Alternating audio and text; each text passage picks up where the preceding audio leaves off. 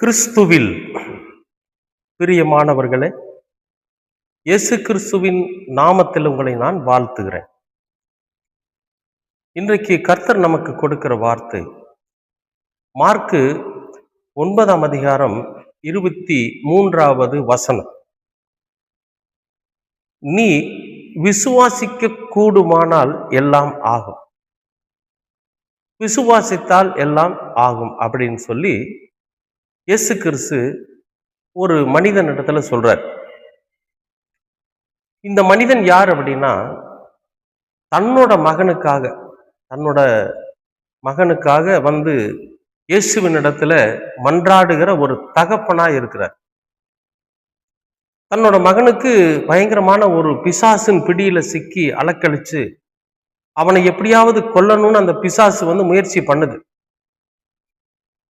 இப்போ அந்த தகப்பன் வந்து என்ன பண்றான், இயேசுவின் இடத்துல வந்து கேட்கிறான். அப்ப ஆண்டவர் சொல்றாரு, நீ விசுவாசிக்கிறியா? விசுவாசத்தினால எல்லாமே கூடும், நீ விசுவாசி, நம்பிக்கையா இரு, உனக்கு ஆகும்னு சொல்லிட்டு இயேசு கிறிஸ்து வந்து என்ன பண்றான், இந்த பையனை பார்த்து அவனுக்குள்ள இருக்கிற பிசாசை விரட்டுறார். ஊமையும் செவிடுமான பொல்லாத பிசாசை வெளியே போன்னு சொல்லி விரட்டுறாரு. அது அவனை அலக்கழிச்சுட்டு அவனை கீழே தள்ளிட்டு வெளியே போயிருது. அப்புறம் அவனோட கையை பிடிச்சு தூக்குறாரு. அன்பானவர்களே, இது எவ்வளவு ஒரு அற்புதமான ஒரு சம்பவம் பாருங்க. இங்க என்ன நடக்குது? இயேசு கிறிஸ்துனுடைய அற்புதம் நடக்கிறதுக்கு ஒரு முகாந்தாரம் என்ன அப்படிங்கிறத பார்க்கணும். தகப்பன் தன் பிள்ளைக்காக மன்றாடுகிறான். இன்னைக்கு நிறைய பசங்க பிசாசனோட பிடியில சிக்கி அவதிப்படுறத நம்மால பார்க்க முடியுது. அது ஊமையும் செவிடுமான பிசாசு அவனை பிடிச்சிருந்தது. ஆனா இன்றைக்கு நம்ம வாழ்ந்து கொண்டிருக்கிற இந்த சூழ்நிலையில மதுபான வெறி, போதை அப்படிங்கிற பிசாசு எத்தனையோ பசங்களை பிடிச்சிக்கிட்டு அவனை தினமும் அலக்கழிச்சு சாயங்கால நேரத்துல கொண்டு போய் ரோட்டோரத்துல தள்ளி அவன் தூசியும் குப்பையும் மண்ணும் மணலுமா கிடக்குறான். அவன் நல்ல ஒரு நிலைக்கு அவனால வர முடியல. எனக்கு தெரிஞ்சு ஒரு தம்பி கம்ப்யூட்டர்ல வந்து ரொம்ப கில்லாடி, எல்லா விஷயமும் தெரியும். இன்னும் சொல்ல போனா நிறைய பேருக்கு கம்ப்யூட்டர் வகுப்பெடுத்த ஒரு பையன். அவன் இந்த போதை பழக்கத்துக்கு அடிமையாகி இன்றைக்கும் பார்த்தீங்கன்னா வழி நெடுக யாரை பார்த்தாலும் 10 ரூபா கொடுங்க, 20 ரூபா கொடுங்கன்னு கேட்டு எப்படியாவது அந்த போதை ஏற்றி சாயந்தரத்துக்குள்ள அந்த சுயநலம் இழந்துடணும் அப்படிங்கிற அந்த நிலையில இன்னைக்கு சுற்றி திரியிறான். அவங்க அப்பா அவன் எப்படியோ போட்டுன்னு விட்டுட்டாரு. ஏன்னா அவங்க அப்பா ஒரு ஆவிக்குரிய மனிதனா இல்லை. அவரு பணம், இடம், பொருள் அப்படிங்கிற அந்த வெறியில இருந்துட்டார். பார்க்கிறப்ப ரொம்ப கஷ்டமா இருக்கும். எதுக்காக சொல்ல வரேன்னா, இங்கே ஒரு தகப்பன் தன்னுடைய மகனுக்கு பிசாசு பிடிச்சிருக்கிறத பார்த்துட்டு இயேசு கிறிஸ்துவின் இடத்துல ஓடி வரான். அந்த மாதிரி நம்முடைய பிள்ளைகள் தப்பான ஒரு வழியில போறாங்கன்னா நாம அவங்களுக்கு அறிவுரையை சொல்லிட்டு நேரா கர்த்தர் இடத்துக்கு ஓடணும்.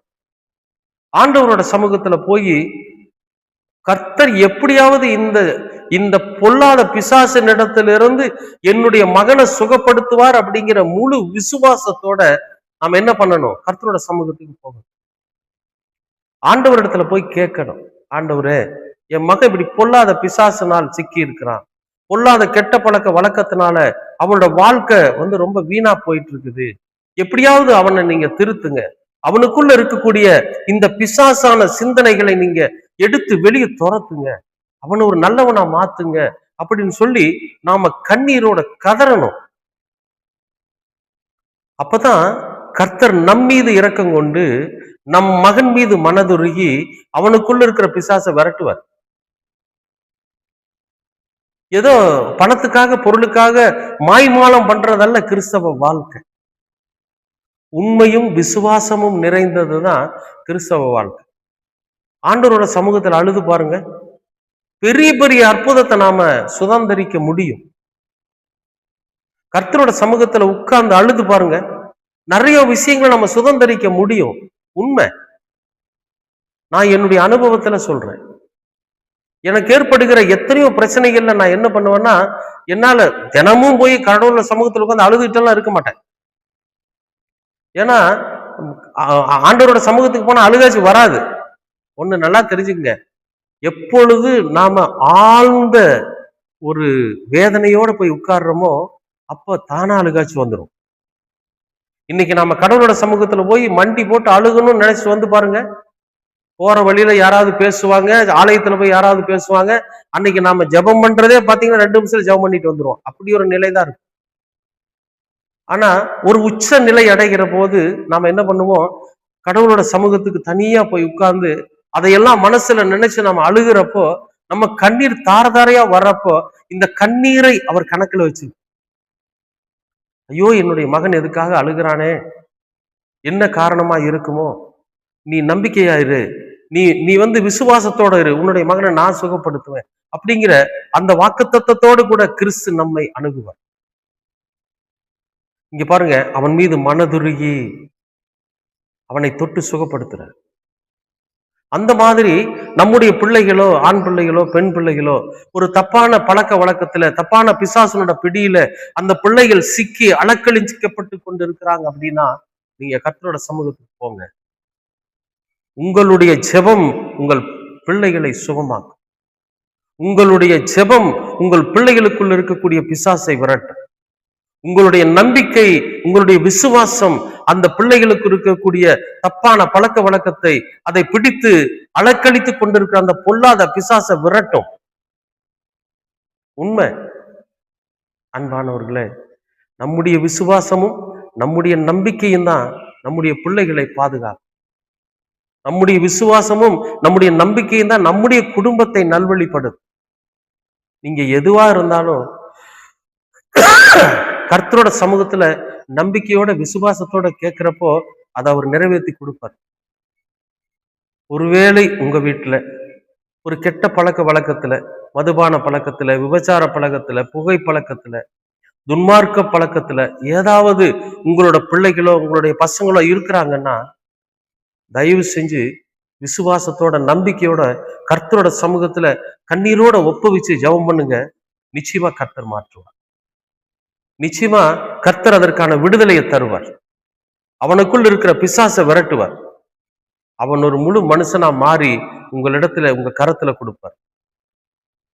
நம்பிக்கையோட இருங்க, விசுவாசத்தோட ஜெபிங்க. பிசாசினால் பிடிபட்டிருக்கிற உங்களது பிள்ளைகளை கர்த்தர் முழு மனிதர்களாய், ஒரு புது பிள்ளைகளாய் உங்கள் கரத்துல கொடுப்பார். விசுவாசிக்கிறீங்களா? விசுவாசிங்க, நிச்சயமா ஆகும். அன்பின் பரலோக பிதாவே, உம்முடைய திருக்குமரனாம் இயேசு கிறிஸ்து இந்த பூமியிலே சுற்றி திரிந்த போது பொல்லாத பிசாசுகளை விரட்டி அலக்களிக்கப்பட்டு அசிங்கப்பட்டு அவமானப்பட்டு கிடந்த பிள்ளைகளை புத்தி தெளிய வைத்து அவருடைய பெற்றோர்களிடத்துல கரம் பிடித்து கொடுத்த என் தேவன் இயேசு கிறிஸ்து எங்களுக்கும் அப்படி செய்யும்படியாக நீங்க கிருபை பாராட்டு. எங்கள் குடும்பத்திலும் பிசாசின் பிடியில சிக்கி இருக்கிற பிள்ளைகளுக்கு நீரே விடுதலை தந்து அந்த பிள்ளைகளின் கரம் பிடித்து எங்களிடத்துல ஒப்படைக்க வேண்டுமாய் செபிக்கிறோம். உம்முடைய ஆவியானவர் முழுமையாய் எங்களுடைய குடும்பத்திலே கிரியை செய்ய, பொல்லாத பிசாசுகளும் பொல்லாத அசுத்தத்தின் ஆவிகளும் பொல்லாத கெட்ட பழக்க வழக்கங்களும் இயேசுவின் நாமத்தினாலே புறம்பாக்கப்படட்டும். அவன் பரிசுத்தமாக்கி எங்கள் கரத்தில் நீர் கொடுத்து எங்களுடைய பிள்ளைகளை நாங்கள் எப்படி வளர்க்க வேண்டும் என்று நாங்கள் விரும்புகிறோமோ அப்படி வளர்க்க நீங்க கிருபை பாராட்டு. எல்லாவற்றையும் எங்களது இரட்சகர் இயேசு கிறிஸ்துவின் வழியாய் கேட்கிறோம் நல்ல பிதாவே. ஆமென், ஆமென்.